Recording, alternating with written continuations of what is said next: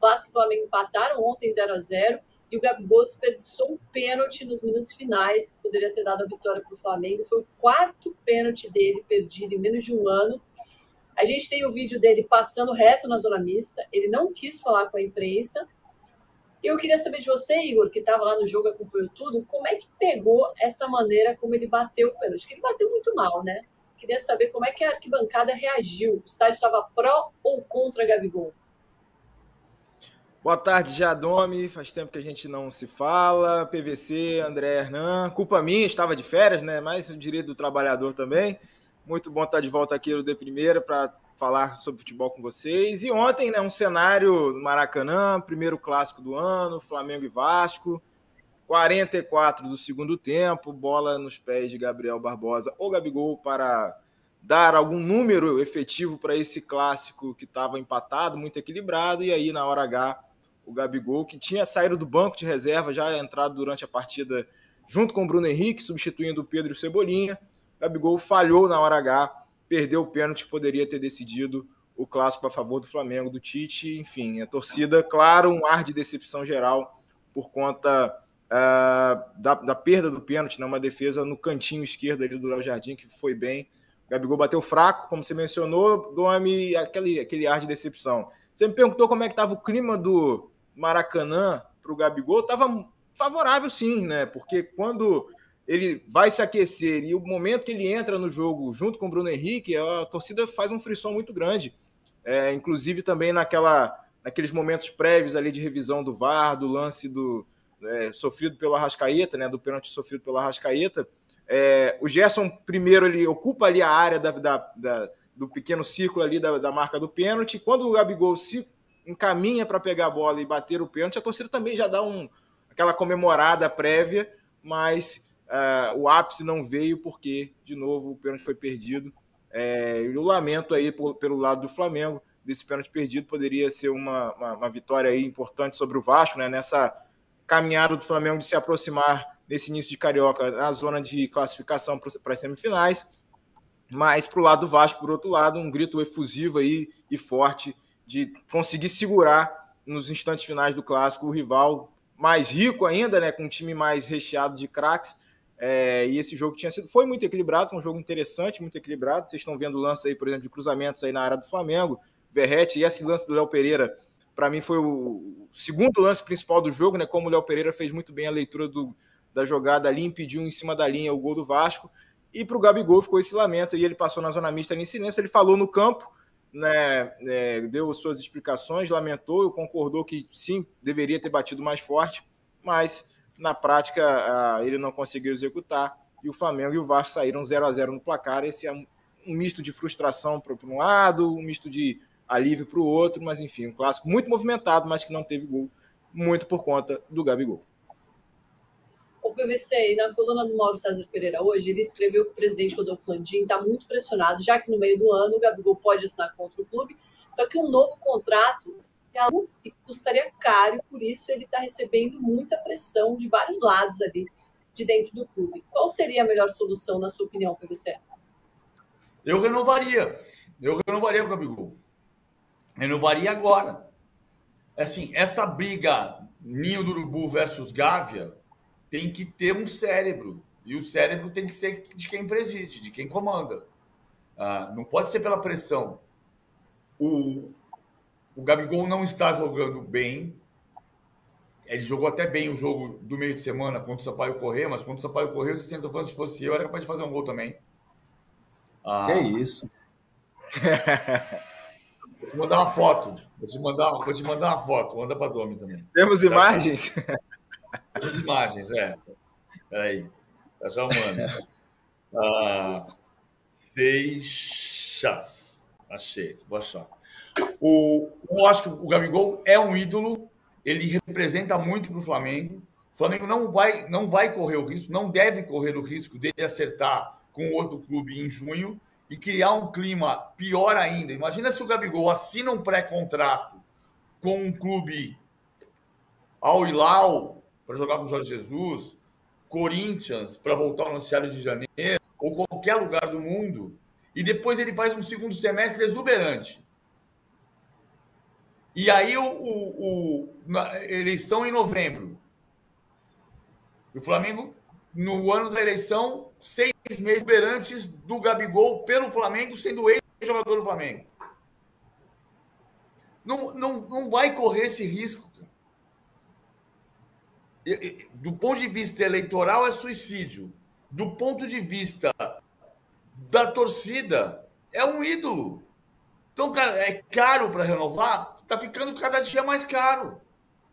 Se ele fizer 3 gols no próximo Flamengo e Vasco, na final do campeonato em 31 de março, 7 de abril, vai ser mais caro, porque vai faltar 2 meses para o pré-contrato. Então a solução seria renovar agora, que está na baixa. Eu acho, sim, renova agora. Não vai ser barato, não é um jogador barato.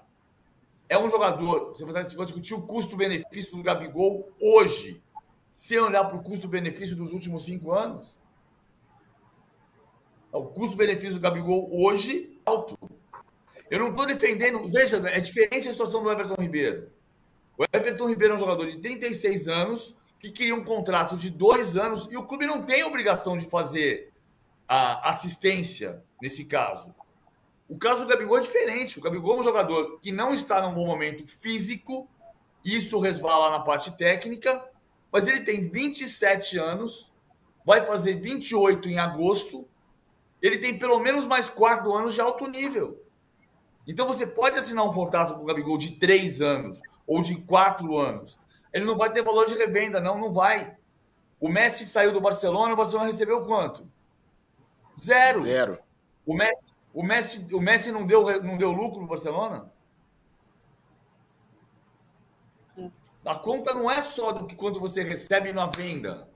A conta é quanto você arrecada com a presença do jogador. E a gente viu, PVC, a festa que a torcida fez nessas partidas fora do Rio de Janeiro para ele, como ele é ídolo gigantesco da torcida. Igor, queria sentir aí dos bastidores se você acha que o presidente Rodolfo Landim está mais inclinado, como disse o PVC, a assinar com ele.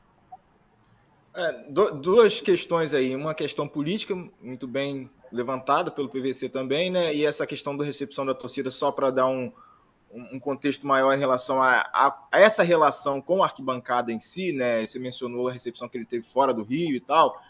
Ontem eu dei uma passeada pelas arquibancadas ali do Flamengo, conversando com torcedores, né, para produzir vídeos que devem ir ao ar nas plataformas aí do UOL, nas redes sociais, enfim. A pergunta que eu fiz foi quem é a principal ou qual é a melhor dupla de ataque para o momento do Flamengo. Não vou dizer o placar exato, mas deu Bruno Henrique e Gabigol, porque a torcida ainda tem no coração, né, essa memória afetiva do que os dois entregaram nos últimos anos. Isso que o PVC mencionou sobre o que eles trouxeram de retorno financeiro, e aí falando especificamente do Gabigol, né? Enfim, tem coisas que são imensuráveis, né? E se você colocar na ponta do lápis quanto que custou a vitória na final contra o River Plate, tal, não sei quantos milhões, quanto que custou o gol na final da Libertadores contra o Atlético Paranaense, pau, não sei quantos milhões, né? Enfim, se a gente colocar na ponta do lápis, o Gabigol já se pagou em termos de direitos econômicos, e fora o que ele acrescentou da parte intangível para o clube, né? Enfim. E da parte de questão política, ano de eleição é isso. As vozes começam a falar no ouvidinho do presidente, pressão para lá, pressão para cá, mas o que a gente tem notado é um certo pragmatismo do Flamengo em relação a essas questões envolvendo o Gabigol. Tem que entender também o que o jogador vai querer para a vida dele. Diante desse contexto de ele estar na reserva com o Tite, a gente sabe que dá preferência do Tite pelo Pedro, tanto que levou o Pedro para a Copa do Mundo. Isso é um assunto que a gente já falou em outras edições de todos os programas aqui da nossa grade do UOL, mas de fato são interesses que precisam ser acomodados do Gabigol receber tanto, tendo essa condição de reserva, mas tem o histórico, enfim, variáveis nesse ano eleitoral que o Flamengo ferve, que precisam ser analisadas. E por hora a diretoria ainda não tem um caminho definido de aceitar as condições que estavam sendo colocadas. A gente lembra que desde o Mundial de Clubes, isso a gente noticiou, né? Desde o Mundial de Clubes que o Flamengo foi, o último, né? Esqueci o país agora, acho que foi no Marrocos, né? E que o Flamengo foi lá e já estava essa conversa do Marcos Braz com os representantes do Gabigol, enfim, iniciando a negociação, mas é uma coisa que se arrasta, os valores nunca chegam a um acordo de ambas as partes, né? não veio um acordo ainda e a situação está se conduzindo para ter esse desfecho na reta final do contrato, que é dezembro. E aí, como mencionado, né, meio do ano ele já pode assinar um pré-contrato com algum clube e o Flamengo precisa bater o martelo sobre o que fazer com o Gabigol nesses próximos meses, aí 3, 4 meses, para ter um desfecho dessa relação de muito amor, sim, um amor recíproco entre o jogador, torcida e clube e tal, mas que no último ano, né, o desempenho dele trouxe essa interrogação sobre será se vale a pena ou não manter o Gabigol, enfim. Mas vamos ver aí nos próximos meses, por enquanto, esse pragmatismo do Flamengo com os números para não fechar ainda com o Gabigol, para não ter esse acordo ainda firmado e concretizado. Ou anunciado, né? Diga lá, Hernan. O Gabigol, quando teve a história do Corinthians, e assim, muita gente falava, o Gabigol quer jogar no Corinthians. Eu sempre trazia algo diferente disso, né? O que o Gabigol sempre entendeu se o Flamengo entende que é o fim do ciclo, o Gabigol aceita, claro, porque ele não vai querer estar num lugar que não aceita ele. Mas a condição do Gabigol é encerrar uma história que ele entende que é muito importante na vida dele, que é das mais importantes da vida dele. Então, assim, encerramento de um ciclo bonito, fazer uma homenagem, uma festa e se despedir de maneira honrosa. É isso. Ele quer muito renovar, né? Eu já ouvi, inclusive, do lado do Gabigol, que a mão estava apertada, estava tudo certo, era só assinar. E aí teve o recuo natural do Flamengo e o Gabigol segue ali esperando para bater o martelo. Isso vai acontecer naturalmente para sim ou para não neste ano. O Gabigol tem uma situação muito confortável. Ele sabe disso. O Gabigol sabe que a situação dele é muito confortável. É querido pela torcida. A gente viu a quantidade de crianças em volta dele lá em Belém, no estádio Mangueirão. Ele é muito querido pelo torcedor e ele quer muito renovar o seu contrato com o Flamengo. Então a situação dele é confortável, ele está à disposição, quer brigar por vaga no time titular do Tite, mas ele sabe que se de repente o Flamengo não quiser mais dar continuidade a essa história, ele quer um encerramento bonito de uma história no Flamengo que ele entende que é das mais importantes da carreira dele, da vida dele. Boa, Hernan. Igor, muito obrigada pelas informações de bastidores. Qualquer novidade, você volte aqui, por favor, agora que acabou o chinelinho, né? André, Hernan, PVC, muito obrigada. Mais um programa na nossa conta. E muito obrigada a você que acompanhou a gente até o finalzinho, principalmente que deixou o like. Quais que a gente bate nossa meta de likes hoje, PVC? Me livrei de doar a prancheta, então. E cadê a foto? Por enquanto. Calma. Ele vai ficar devendo a foto. Olha lá. Com a 10. Não, mas só joga em sintético, né? Deixa eu ver o que está escrito ali, ó.